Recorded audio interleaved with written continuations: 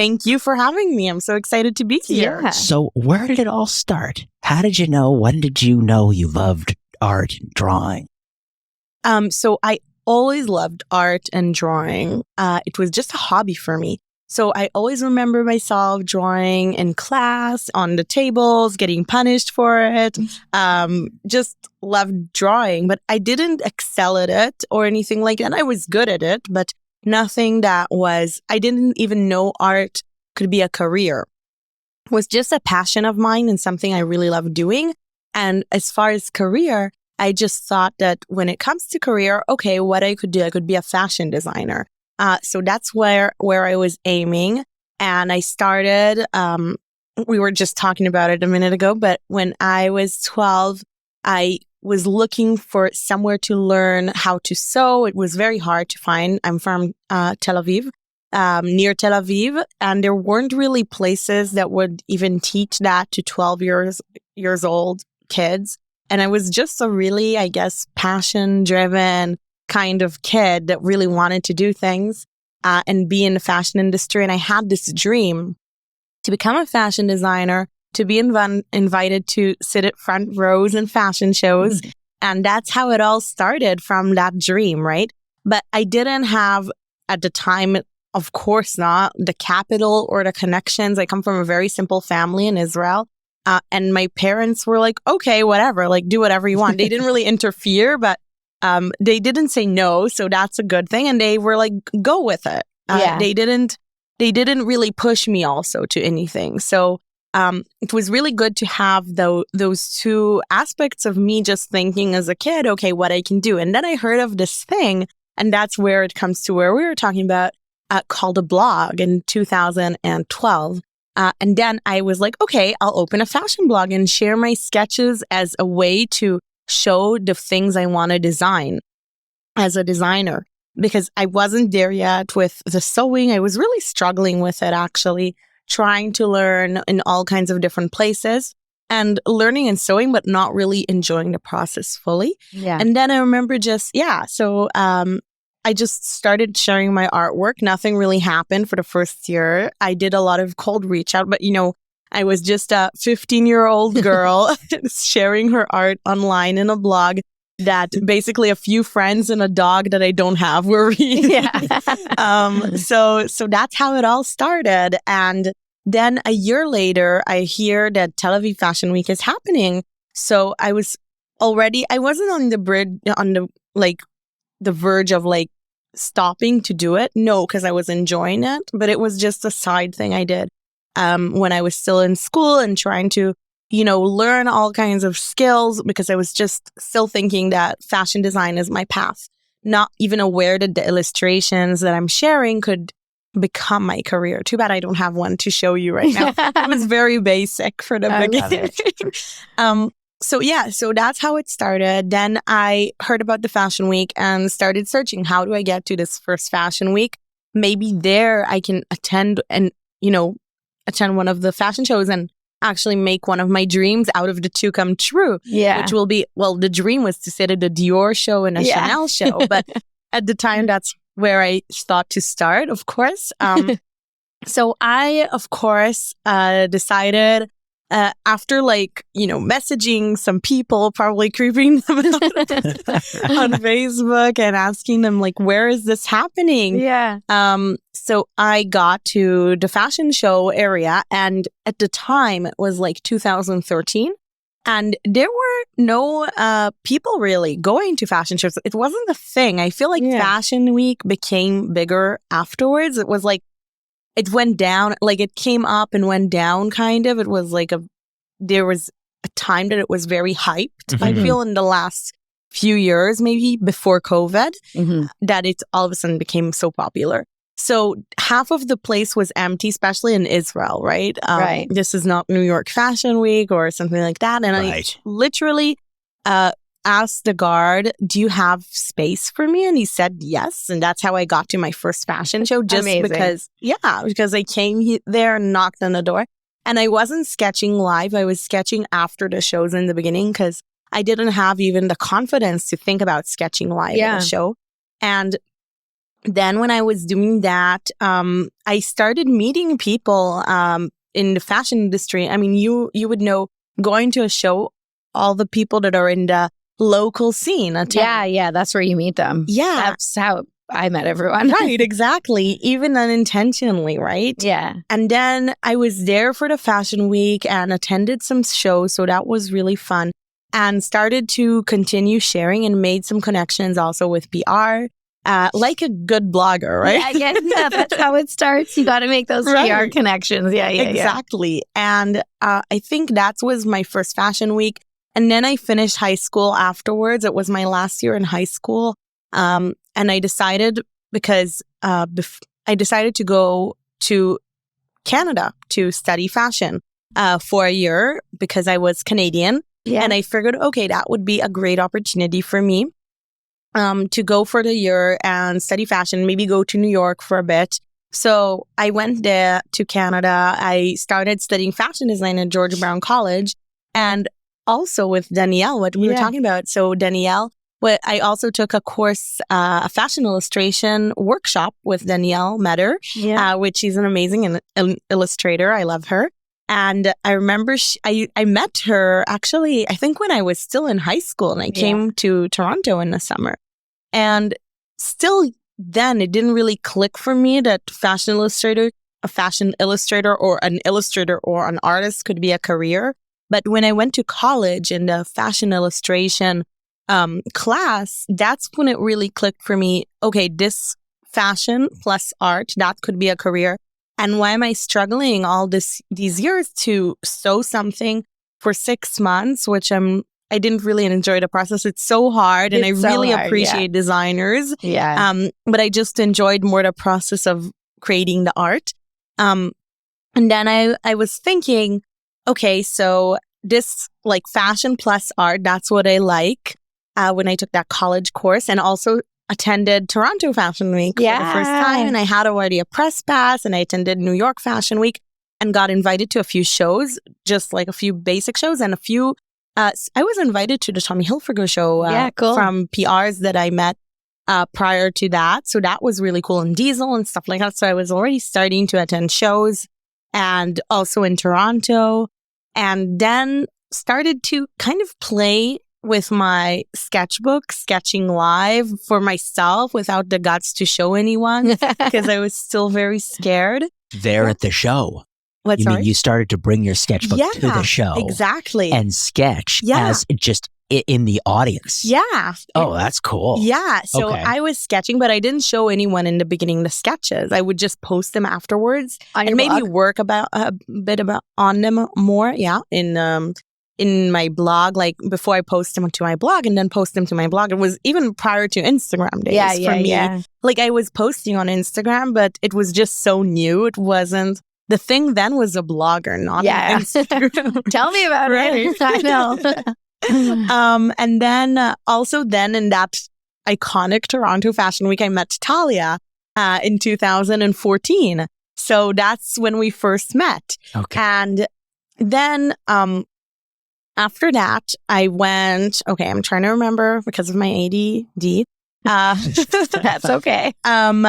After that, I was sketching for myself, attending different shows, studying fashion design, and realizing that I want to go to study fashion illustration. And in that Toronto Fashion Week, I also met a travel blogger here from Toronto that I don't remember her name, but she had like over 1 million followers. Oh, wow. Yeah. And at the time, I feel like if we'll talk after, it's got to be someone I know. Yeah, probably.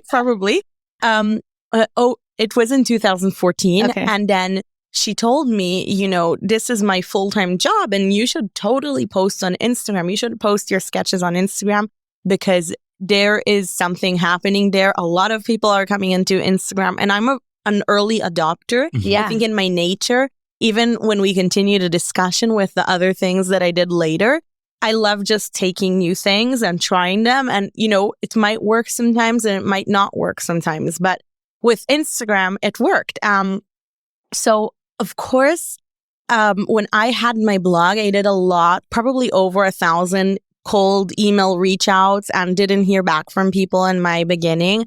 So there was so much, like so many no's that I was getting. And, when I feel like you open a door, you open a window, how do you say that sentence? When again? one door closes, When the one window door- opens.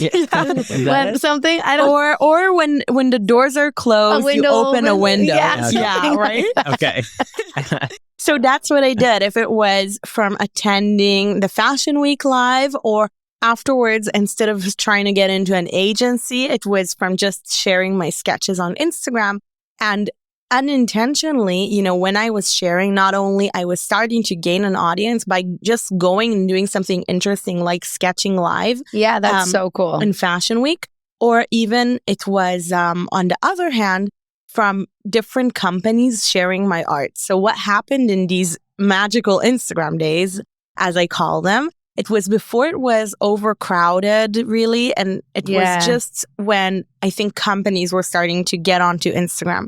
So when Donatella Versace opened her Instagram, I automatically just sketched her and she reposted it. What? And then all of a sudden I see all of these followers coming. At the time, it was like all over the world. Okay, someone so influential is opening an Instagram and we're going to cover it. It's like, it was this news item.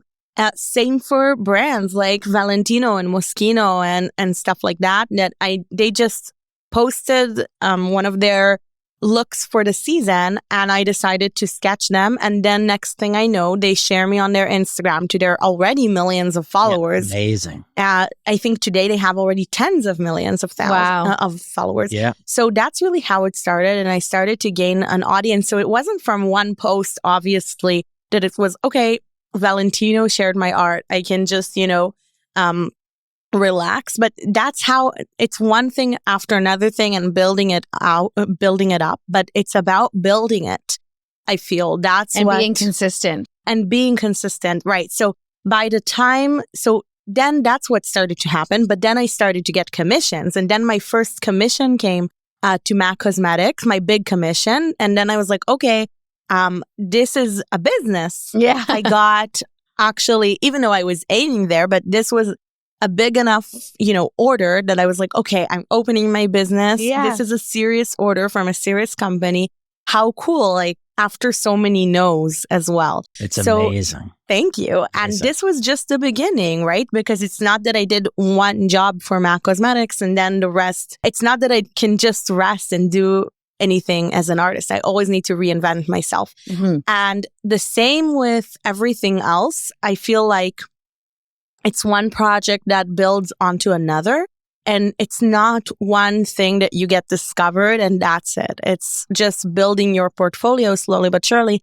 And then afterwards, you see everything you've done and you're like, wow, what did I do? Right? Because even then, when we met a few years ago, I was in a completely different place than where I am today. So that's really what excites me of what is the next step and thinking about what is the next thing I'm going to do and how I can innovate and how I can do something different to what I did before. And also still follow my passion, which also changes in the way of my interests and what I'm sketching, what interests me to sketch. So that's how really I think it started. And then of course, when the commission, when the shares on Instagram came and I shared my art and then commissions started to come, of course, also the press started to come and I was featured on Vogue and what else? I'm trying to remember.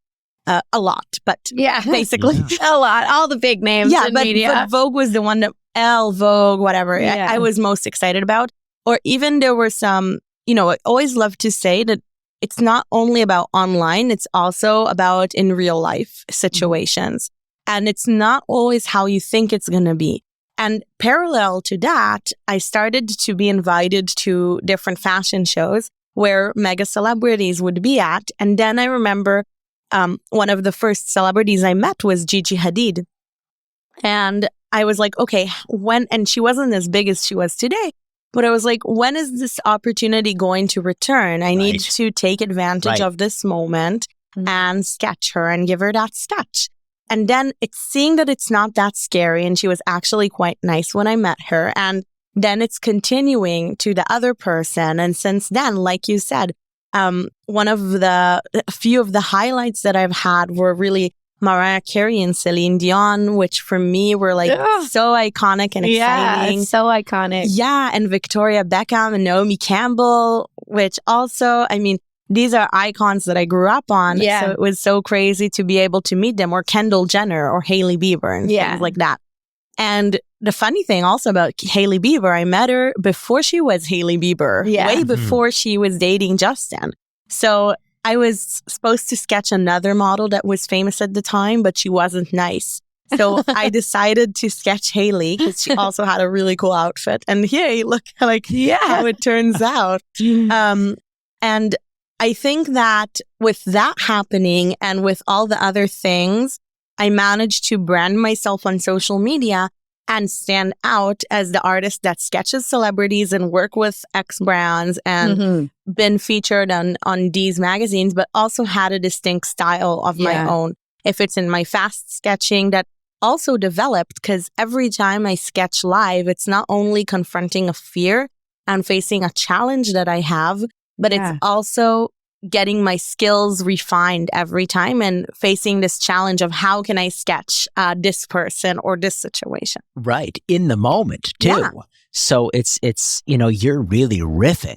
Yeah. So I love it. I bet. Yeah, like when you're, when you're at doing sketching something live, are you mostly with like what mediums are you working with? Usually like a sketchbook and a paintbrush, or do you use an iPad Pro? What is your method? Yeah. So interestingly enough, even though a lot of illustrators sketch these days with iPads, and of course I sketch with an iPad, in the fashion shows, I love sketching with watercolor and paper because something about it feels even more challenging. There are no ways to erase. You can't hide. Yeah. You just need to do it and be bold with your line and just gain your confidence like that. Even if you make a mistake, you need to alter and get out of it in a way. So I really like that. And since then, I've sketched with, of course, canvas live and acrylic and also with an iPad. But when I'm just traveling in fashion weeks, mostly I sketch with paper and watercolor. And sometimes when I run out of paper, I move to the iPad recently. Recently, I met someone that I'm really inspired by. His name is, I don't know if you know him. His name is Nas Daily. Okay. Oh, yes. Oh, my God. Totally. I follow him. And I was at a tech conference and all of a sudden he passes by and I'm like, oh my God, I have to sketch him. Yeah. And I didn't have my watercolor and paper. So I think it was my first person that I sketched live, not planned like that, like not in an event that I'm sitting. Just like super quick with an iPad, like a celebrity in a way, but like he's internet celebrity. So cool. So you never know. And I just like it for the sake of the art also. And I enjoy it a lot. So, and also I enjoy meeting inspiring people doing that. So with all those things happening, there were some other stories that I think it would be cool to dive into just a bit, like the time I sketched Anna Wintour, that I was so scared to approach her and give her a sketch. I mean, not by coincidence, she has, the movie Devil Wears Prada about. Wow. Yeah. I know about it. Yeah. And then I remember. So you're going up there kind of nervous just to see what the heck she's going to say. My friend pushed me on her. So I didn't have a way back. But, but I'm so happy she did. And I'm so grateful that she was there to just push me. Because, what did she say? She was so nice. Oh, okay. And that's actually one of my nicest surprises because she was so nice and kind, and she was like a grandmother. She was just so cool. Very kind and sweet. And and then there were, I'm thinking what else? There was another story, and that's a story I really love, that I was sketching to anonymous. A lot of the times I just sketch people that are anonymous just for the fun of it, because I like their outfit, because I think they're cool. And I sketched these two models in the backstage of the Antonio Maas fashion show in Milan. And I remember just giving them the sketch, and then they left. And then the next day I see all these followers on Instagram. I'm like, what happened? Apparently they were walking with their sketches. The New York Times photographers saw them, loved the art, took a photo of them holding the art, they told him to tag me because they had my tag and everything. Yeah. And then they wrote a whole story. Talia Zoref sketched these two models and posted it on the New York Times page. Oh, wow. Yeah. Amazing. Yeah. And that's all, not from connections. Yes, some things that happened in a very coherent, lucky way, but it wouldn't have happened if I didn't give them the sketch and went you there. Made it happen. You make it happen. It's like you make your own good luck. Yeah, Exactly. it's like my mom always says, preparation meets opportunity. Exactly. It's like you were there, you were ready to sketch, you put yourself out there, you sketched them, you gave it to them, and then opportunity came a knocking, and it was New York Times. Exactly, because you never know who the person will meet. You never know, even if they're not the most famous person or most connected or whatever person in the room, you really never know. So it always pays off to be nice and follow your passions and sketch and share your art. And another thing that I say is just to share your art and share what you do, because otherwise no one will be able to enjoy it and see it. So you never know. I didn't know where I would end up in a way. I had my goal of sitting at a fashion show, but so much more happened, right? So that's really how it started. That's what happened, regarding those two opportunities. Or another opportunity that I seeked online, which is always good also, upon all the cold mails that didn't work, cold emails, that didn't work, there was one really amazing one that did work that I wrote to Fendi. Hey, I would love to come sketch at your show. And then the craziest thing, that I got the answer, hi, we would love to have you attend the show. And that's all I planned, would X thousand euros be okay? I'm like, I would love to come and do that. And then I realized my biggest dream is coming true of sketching at fashion shows and getting paid for it at the time. That was really my dream. And it happened because of that cold reach out in a way. Did they give you an outfit? Sadly, no. But, I did get a lot of other cool things that I will definitely show you later. So amazing. But I think it's even cooler just to get paid for it. Oh my God. Right? Totally. That's the coolest thing, especially, starting from humble beginnings with your blog and then getting there. That's the ultimate, right. Sherry. Exactly. And I think it's all about this kind of adventure that I went on, and I didn't know how it's going to end. Just putting myself out there, going to shows, sketching live, or even another time that I sketched this woman live just because I like her bag. And then she told me she's the marketing manager from Missoni. And then I got invited to the show to sketch and started also working with them. And since then, we have this long-term relationship. And it's all because of one sketch that I shared my art with a person that I didn't know was the right person. But I say go to events and meet, go to the places that you think the people you would want to meet, that they're there, right? Yeah. Yeah. Absolutely. You can't expect the dominoes to fall if you're not flicking that first one. Yeah. They won't fall for you. Exactly. Exactly. So going back to the Anna Wintour sketch. Yeah. So you walk up to her and you say, I would love to sketch you. Mm-hmm. And then she then basically poses and you back up. And you no. Or did you sketch her and then you gave it to her? Before I thought to her. That's what I thought too. You sketch someone and then you give them the sketch. So I had a serious 2 misses when I actually approached 2 celebrities, really big ones, because I didn't know they would be there. It was very random. And then they told me, no, I don't have time for you to sketch me, because it's very hard to get them standing in one place. Right. That's what I was thinking. Yeah. So I just do it a few minutes before, with Celine Dion or with Anna Wintour or whoever. I sketch them for a few minutes before, and only then I approach them with the ready final sketch. Oh, fantastic. Yeah. Unless that's the way to do it. Yeah. Unless they're sitting in glam and getting their makeup done at a show. That's what happened with Kendall Jenner or Gigi and Bella Hadid, for example. Mm-hmm. So that was a different story, that they're sitting. Where would they go? They're doing their makeup. That's why I love backstage so much also, because it gives me the time to do it. And if not, I need to act really quickly, or even sometimes run downstairs and run while I'm sketching to get to them on time before they leave. But a few misses that I had when I actually didn't know a celebrity. So what happened? I didn't know a celebrity would be there. So what happened in the Chanel Gabrielle launch in 2017 was that I was walking in the launch. It was like a party. I didn't recognize this woman in front of me with blonde, short hair.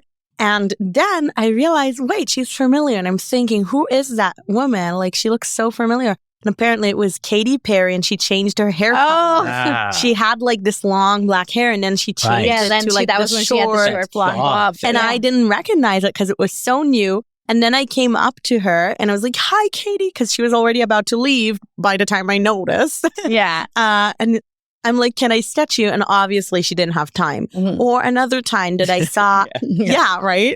She's like, no.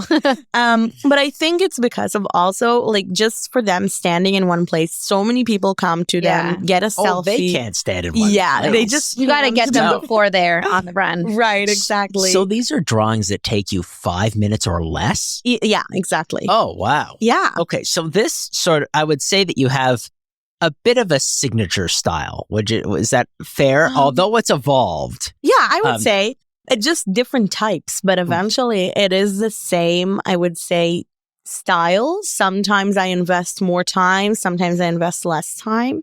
And you seem to, like, you capture people very well, very quickly, which is unbelievable. So when you look at a person, you can pretty well pick up on like the essence of that person and interpret that like instantly. Yeah. Which is remarkable because most of the time, somebody has to be pretty methodical about their ability to capture sort of someone's character through an image.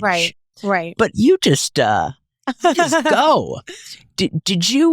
Was that something that you recognized in yourself early, or is it sort of come out over time through your work? Interesting question, and I love it because I feel that in a way, I kind of always, in the beginning of my career, when I was younger, I tried to be realistic and tried to like follow this path of sketching a person the way they look. And then at a certain point, I realized that that's not where I shine and that's not my style. I capture people through my intuition with their color, with their aura. And this is something that I can't explain. Right. It's just a feeling. And I work in a very intuitive process. That's the most beautiful and moving part of your work is that you know by looking at any of your work that that's happening. Yeah. But it's intangible. It's an intangible thing. Like nobody else would be able to sketch that person like you. Right. It's impossible. Hopefully. Yeah, it's impossible. No. It's impossible because you're emotionally interpreting them in a completely unique way. Yeah. And their personality comes out in lines and in decisions that you make that are so different from the way another brain would ever, draw, which is incredible. Right. Thank you so much. So yeah, I think that's the beauty of it is just I follow this flow intuitive process and just that's how I get eventually to where I want to get with the sketch. I don't even think about it too much. And that's the beauty of also not having too much time or ways to correct. You can't analysis paralysis. You don't have the luxury for analysis paralysis. Right, exactly. So I actually love approaching sketches from that way. It's really, really fun for me. Have you ever gone up to somebody with a sketch, handed it to them, and then like, yeah. Okay. Oh, that's. I'll rephrase that for people who are just listening because I just made a face. Has anybody ever been handed a sketch by you and were like, "Oh, I do not like this"? Yes. Well, sadly, there'll always be rude people. Oh yeah. I think it's just about it's so much deeper. I mean, and none of the celebrities, by the way, were rude. They were always super nice. Oh, that's good. And the people that were rude, it's theirs to deal with. And I think that it's not about me. It has nothing to do with you. Yeah. Yeah, that's how I feel. Something within them that they can't handle. Yeah. And sometimes people, I feel like there's people that they can't perceive themselves, that they don't feel comfortable with themselves. So they don't feel comfortable with a sketch of themselves. Right. So you need to also be, I think, connected to yourself to really feel a sketch, or you just don't connect and it's fine. And you can also just be polite and say thank you, right? But I think it definitely is a great way for me personally to just face always again and again this fear of rejection that I have. And I think always to jump and do things that you're scared of and just jump in the water. And if you're scared of approaching a person, then do it, because that's the only way that we grow. Right. Yeah, absolutely. And you end up doing that thousands of times. Yeah. To go through that process. Exactly. And even with other ones, I think the other day I had this really funny situation at a cafe that I heard these two people talking about, like, you know, not intentionally, but then I just heard it. And then once you hear this person, you know, works at some place that might help you, you're like, okay, should I approach them or would that be weird? So then I was just thinking to myself, you know what? Do it because I'm scared of it. Like, so I should do it. So this person, in the end, I heard wrong. It was very embarrassing, but I was like, and I'm so happy that I did approach, because if I wouldn't have approached, you'd be wondering. I would have been wondering, like, what if this person could have helped me get X, Y, or Z? Totally. Right? Sounds like a little bit of I couldn't help it over here. Type preface. You had to preface it with one of those. Right? Yeah. Couldn't help it over here. Yeah. And that itself is so awkward sometimes. Yeah, totally. But I mean, I just love the fact that I just did it and I faced that fear, even if it was there, for sure. You know? Yeah. I guess it is the fear of somebody turning and being like, that was a private conversation. Yeah. You know? Why would you listen? You're like, sorry, have it somewhere private then. Yeah, well, that'd be the nice over the top. I have a friend. Well, she's been on the podcast, Jen Kirsch, but I think she used to have in her bio, don't break up around me, or don't break up in a public place near me, or else I'll write about it. She writes about relationships, and she did that once. I remember following on Twitter, and she's like, oh my God, I'm at a cafe. These people are breaking up. And she documented the whole thing on Twitter while it was happening. And I followed along like it was Young and the Restless. It was great, you know? Sure. But it was a public place, you know? So don't break up in a public place. Yeah, you know? No, I know. It's the best and worst place. Yeah. I think it's also funny because I don't realize sometimes how much people know me. And a lot, like in my profession, I'm not a celebrity you come take pictures with. So I could be talking about something or sitting in a cafe for 2 hours. Or even I had this time that I sat in a flight for 3 hours. And only then the woman sitting next to me told me she was following me on Instagram. So, wow. Yeah. Or even now in Toronto Pearson Airport, the weirdest thing happened to me that I came to, the passports, like just in the beginning of the security. And then this woman is like, oh, what an honor. You don't need passport identification. And I'm like, why? You're Talia Zoref. Wow, that's amazing. Yeah, it's crazy. So that was funny. Crazy. Yeah. Oh my gosh. Wow, and then we took a selfie too. Yeah, right. With the security. Oh my God, that's so funny. Have you ever had somebody come up to you that you don't know and is like, oh my gosh, Talia, draw me. Yeah. Well, I get draw me like all the time. It's like the thing that like people say. It's like the draw me thing, right? Yeah, sing to me, draw me, and like not for me, sing to me, but if I was a singer, right? Yeah. So yeah, all the time. I was like, are you not drawing me right now? No, she's not. We could do that. So I guess the watercolors dry quickly enough. You can crank out a watercolor painting and hand it to somebody. Yeah. Exactly. Wow. I didn't realize that about watercolors. Yeah. Every watercolor I've attempted, it seemed like the opposite. Versus you're not doing it right. Yeah. Too much water. No, exactly. Too much water. Yeah, no, I'm doing something wrong. It's all running down. Well, sometimes you could wait like 10 minutes. Or something like that. But also sometimes like with oil painting, for example, I took an oil painting class not long ago and it's the opposite. You can, after 24 hours or 48 hours, still come and start blurring things because it doesn't dry. Yeah. And for me, it's the absolute opposite that excites me. But it was fun to experiment. Yeah. Yeah. Cool. So the person sitting next to you on the plane, they wait the whole plane ride and then tell you what's with that. Well, it's exactly that. Like people are scared, right? People are scared. Yeah. So funny. Yeah. Better than you sitting down beside them and going, do you follow me? Yeah. Oh my God, you never want to do that. I don't think I want to do that. Well, I was doing looking into some amazing things that you've done. One, Forbes 30 under 30. Pretty incredible. Yeah, that deserves a clap. And I was reading an article that was Illustrator who took over the metaverse. So with your art, you've kind of taken a new avenue with moving into more digital. Yeah. How did that happen? Yeah. So, okay. So Forbes Under 30 was in 2019. And I was super grateful, to get this opportunity just to be a part of that list among, such amazing, successful entrepreneurs and people like from all over the world. So that was super exciting for me. And then it made me realize, because what is Forbes Under 30?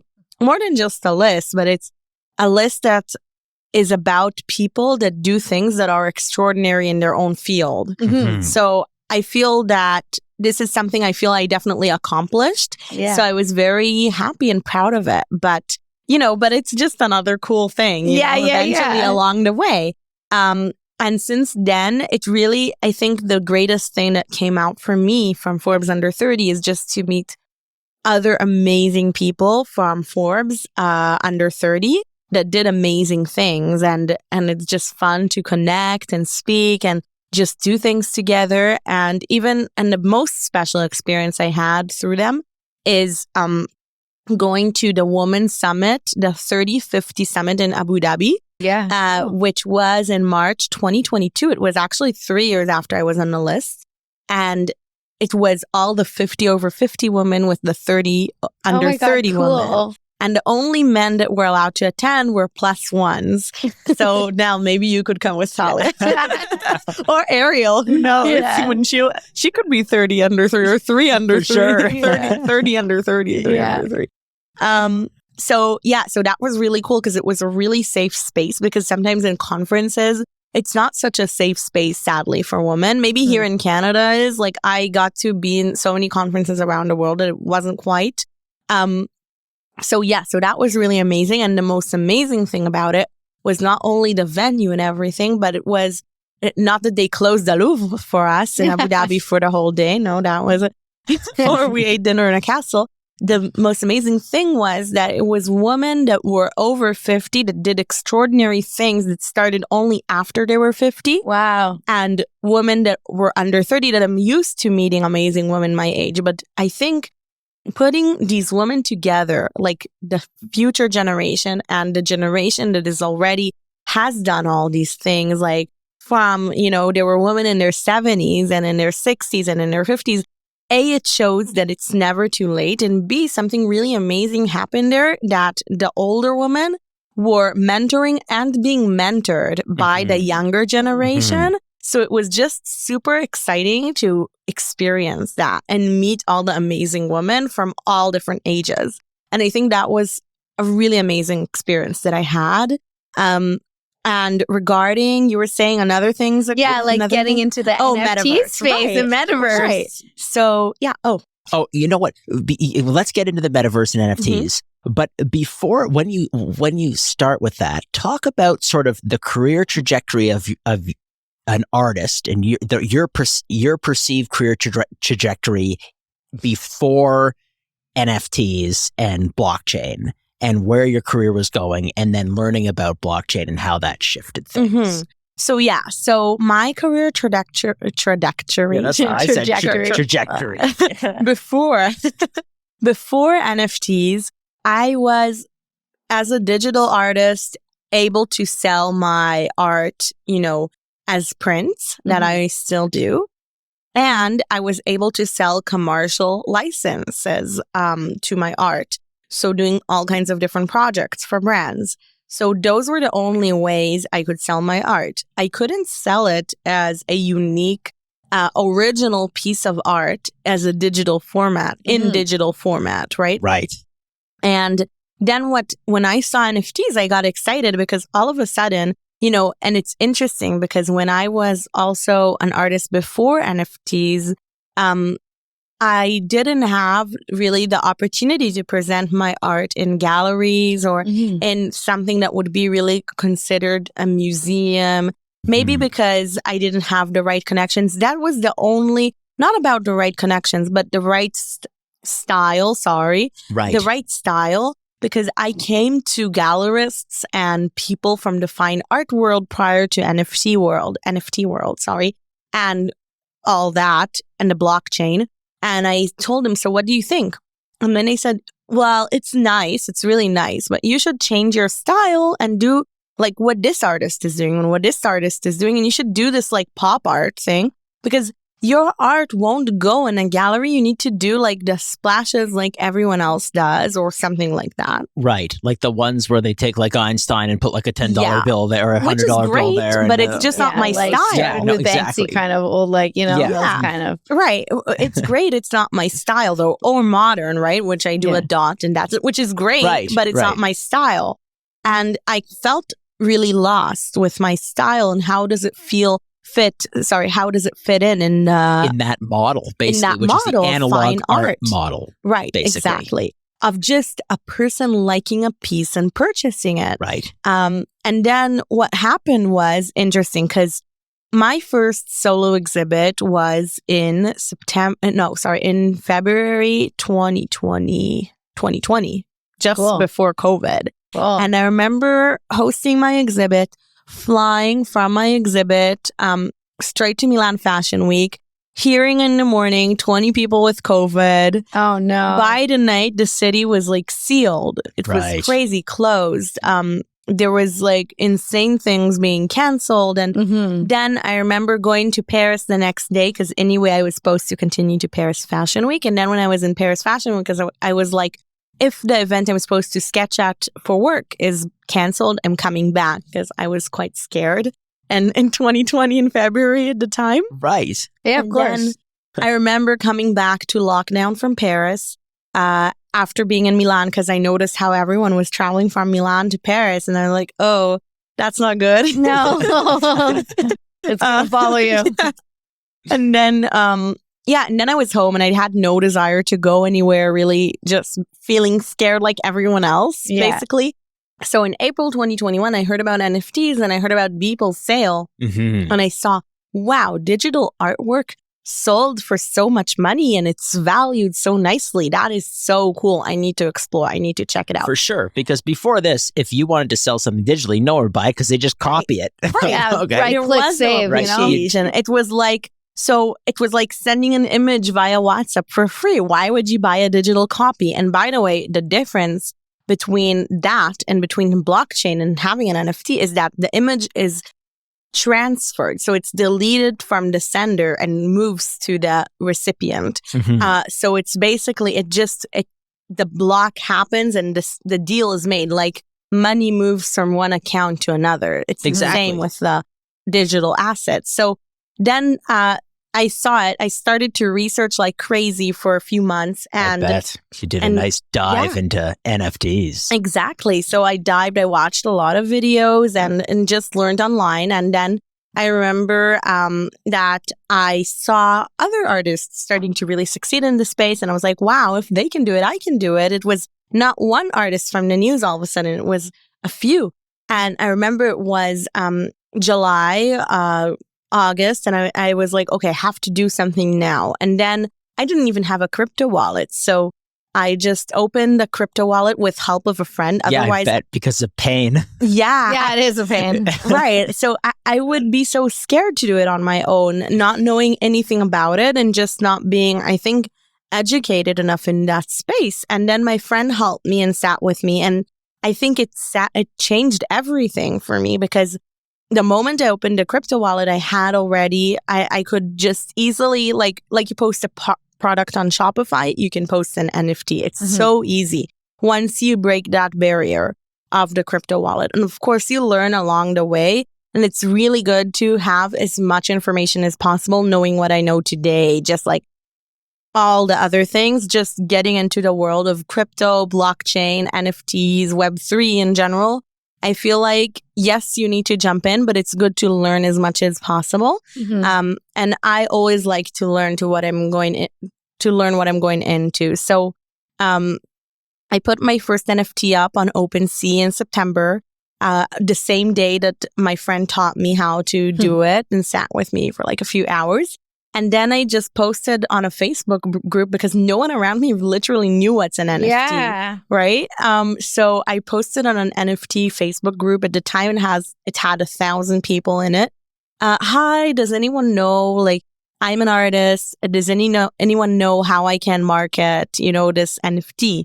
And then I met my co-founder like that. I got a few responses. My co-founder and I just clicked, and when we spoke on Zoom, and then we were like, let's do something together.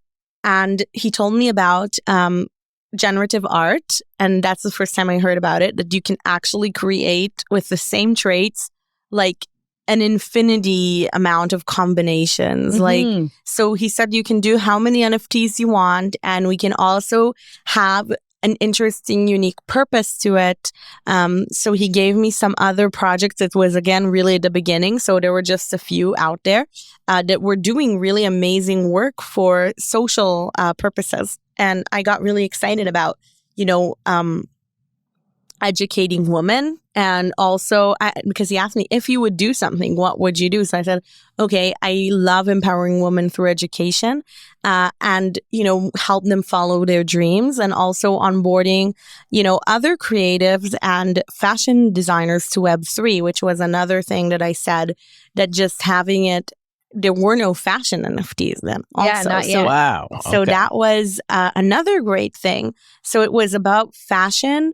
And also the art of the generative projects wasn't advanced. So it was one of really, I think, the first generative projects that was really detailed artistically, and like had an artistic aspect to it, with the generative art as well. So yeah, so we took my collection, Eyes of Fashion, that was exhibited in 2020 and turned it into Eyes of Fashion, and worked very hard. I think I met you right before we launched it.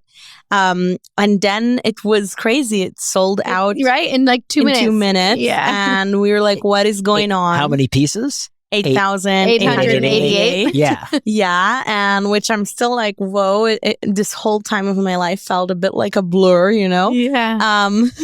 And then since then we're working in that. So I have in that, in that part of my life, I'm a co-founder of a tech company, because obviously now we're in a bear market as well. And we needed also to pivot the way we work. So we have our amazing collectors, of course, and we're just looking at other ways, to go towards Web3, the metaverse, and which is coming eventually, and bring fashion to Web3. So if it's with AR fashion that we created, if it's with digital fashion that we created, and we had, for example, we had a digital fashion dress, which is a dress that you can wear in the metaverse, and we had a metaverse it fits. party. Yeah. Yeah, it always fits. It always That's fits. the beauty. And it was with my art. And then Paris Hilton was the DJ in that metaverse event. It was like a party, I think. Yeah. And then she loved the dress and shared it on her story and tagged us, which was crazy. That's amazing. Because she's an active, she just launched her company. She's big in metaverse. the NFT world. Yeah. And she launched her metaverse company now. And she is talking about that. And she's an angel investor in a lot of Web3 companies. And also what happened was, when Randy Zuckerberg bought 5 of the NFTs of Eyes of Fashion, so we got accepted to join her accelerator for Web3 companies. So that's a whole other part that I wouldn't have ever been exposed to if I wasn't in NFTs and Web3, learning about tech and, just diving in. Of course, there were a lot of hardships on the way, but I think that this is like access to people and to ideas and events that I would have never had access to, this tech world, and to all these opportunities, and to discovering really what a tech founder or startup founder is if I wasn't in the NFT space. Because I think that it's great, like, to have, I did so much already in the fashion scene and the art scene, but I think just discovering other avenues, and this is something that happened totally by accident. So it was totally cool. And it also allowed me to have collectors of my digital art all over the world. Amazing. And amazing ones like Randy, or like VPs at Ledgers, or executives at LVMH, or people that are amazing. So it's really a huge honor for me. Yeah. So cool. As that art gets resold, that continues to generate income. Is that how you've built it out, that collection? So it does, but at first it was resold like crazy. So we sold it at the time, it was something like, I think $300. It was 0.08 ETH. And then I remember just a few days after, someone bought it from one of the people that, and that's actually a great point, royalties to discuss, because there are royalties in commercial licensing, but when it comes to original art, I think it's a great way to secure for artists to gain if their art is resold. And I think this is one of the most important things ever with NFTs. For sure. So what happened was just a few days after we sold, 2 days or 3 days after we sold the art for $300 approximately in ETH at the time, someone bought it for 10 Ethereum, one piece out of the 8,888. Yeah. Which was $30,000 at the time. So think if I wasn't receiving royalties, not me, but the company wasn't receiving royalties at the time. So I would have sold an art piece for $300 and someone else would have bought it from them for $30,000 and I wouldn't have seen anything from that. But because we luckily had a royalty in the smart contract that we set in advance, so then the person that bought it also paid us a royalty when they purchased it. So I think that's an amazing thing about NFTs. Well, yeah, because traditionally an artist could do art shows, sell their paintings in the physical world, and continue their career for 25 years. And now the work that they sold in their first couple shows is on the market for 100 times what they sold it for. And over the past 20 years, it's been resold maybe 3, 4, 5 times each painting. Mm-hmm. And the artist didn't make anything other than that, the sale at the first show. And so many too. And so many, exactly. So it's just, and you'd never be able to put a royalty in place because if you did, who would abide by it? I mean, someone would buy it under the table. No one would come to you and honor system royalty you each time they bought the analog piece. Like no one's doing that. I just heard actually about a story now from a Canadian artist, I think. I don't remember her name, that she also, the same thing happened to her. She sold her art to someone for $12,000, an art dealer, and then he sold it off to someone for $1.5 million. Wow. And I don't think she got any royalties from that. Yes, it upped the value of her art, but eventually I think she should see a 10% of that. I think that especially with artists, it's their creation eventually. And I think with everything that is, with licensing, it's so obvious in a way. Well, it's not obvious, sadly. It should be obvious that the artist should see a commission. But I think that it would be amazing if just because of that, more artists would have that opportunity. I think financially, by the time you just sell a piece, for a lot of artists, it's great to have that. Absolutely. Yeah. So you are completely, so now you've got the 8,888 NFTs are out there for Eyes of Fashion. And is there ongoing community management around that? Because a part of that marketing is actually creating a community around the project. It is, yeah. So how do you manage your time as it relates to fueling that community and keeping it alive? And I know that you're working with other people on it, but still now all of a sudden you have a huge community management piece to your life that you didn't have before in the same way, at the same scale. Of course. So that's done all on Discord? Is it primarily? I think that also that went through evolutions because when I first minted out the project and sold it out, then it was a lot of it on Discord, and people, I think in the bull market, were talking a lot and very active. And then in the bear market, what happened was actually the people that are just interested in the art and in the initiative stay. And of course, there's people that don't really have time for it, but then they just want to be a quiet collector, which is fine also, So there's all kinds of different people in the community. And we did have a live event in New York for NFT NYC. It was a beautiful brunch and a penthouse for the collectors. And it was just that's so nice. So amazing.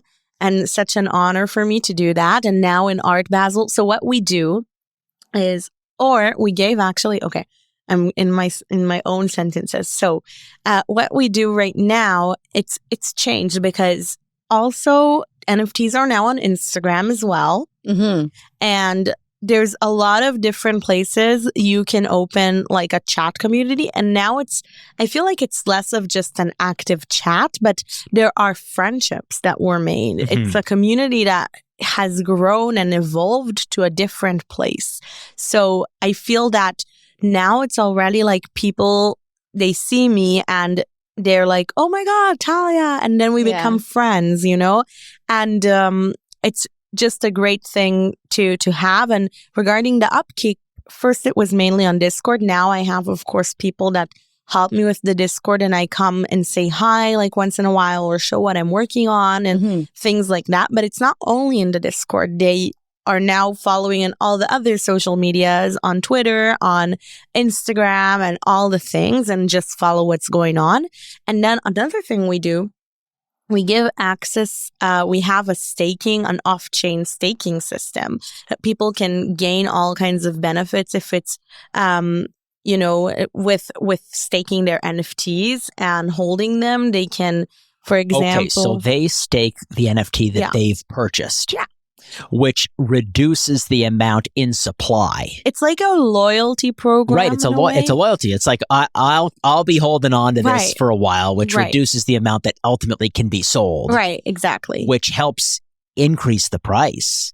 Keep the price. Yeah. And already, and it's not only with the state, but they could redeem different, points for discounts for things, or for live events, or for Zooms with me, or whatever. Right. Cool. So that's super cool. Or for my print shop or whatever, or different collaborations that we did. With real fashion, digital fashion, NFTs, real goods, jewelry that I just did a collaboration with jewelry.